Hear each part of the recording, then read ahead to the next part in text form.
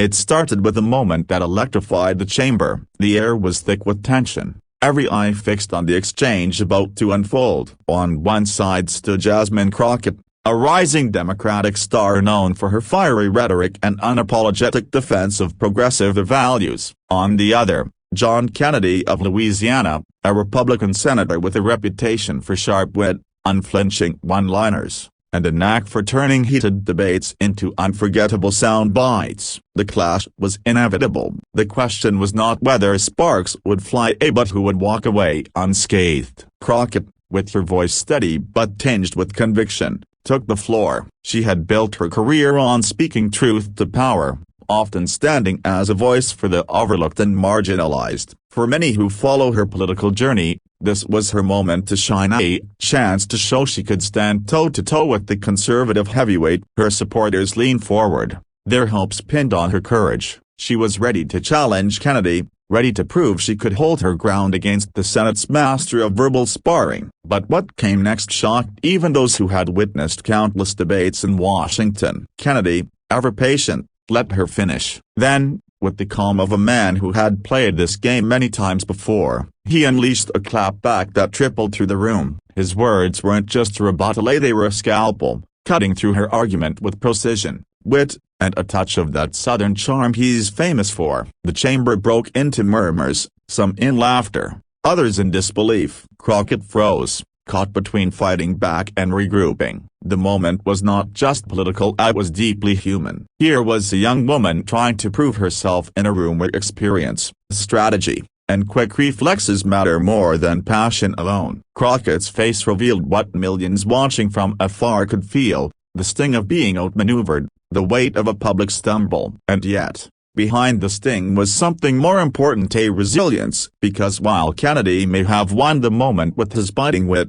the story didn't end there. Crockett regrouped, drawing on the grit that had carried her from the courtroom to Congress. She reminded the chamber, and the audience at home, why she was there in the first place, say not to score points, but to fight for issues that mattered to ordinary Americans. Her voice, though shaken at first, regained strength. She pressed forward, determined not to let one clapback define her. This exchange became more than just a political skirmish. It was a mirror reflecting the broader struggle in American politics today: youth versus experience, passion versus strategy, and the constant balancing act between being heard and being effective. Kennedy's sharpness showed the value of preparation and poise under pressure. Crockett's persistence showed the courage it takes to step into the arena, knowing the blows can come fast and hard. For the viewers at home, the clash was riveting, but also relatable. Who hasn't faced a moment where words failed, where the ground seemed to crumble beneath their confidence? Who hasn't been humbled in front of others, only to find the strength to rise again? Crockett's stumble was, in many ways, every person's stumble, and her decision to keep speaking was every person's quiet act of courage. By the time the debate wound down, the chamber had witnessed more than just another partisan clash. They had witnessed a story of growth in real time. Crockett left the floor not with the last word, but with something more powerful: the chance to learn, to sharpen, and to come back stronger. Kennedy, too, left with his reputation intact, a reminder of the power of preparation and seasoned experience. In the end, this wasn't just about who had the cleverest line or who captured the headline. It was about the reality of public service, where every word is scrutinized and every misstep magnified. It was about the courage it takes to stand up, even when you might falter, and the grace it takes to recover with dignity. And that is the lesson viewers should carry long after the headlines fade. Whether in politics,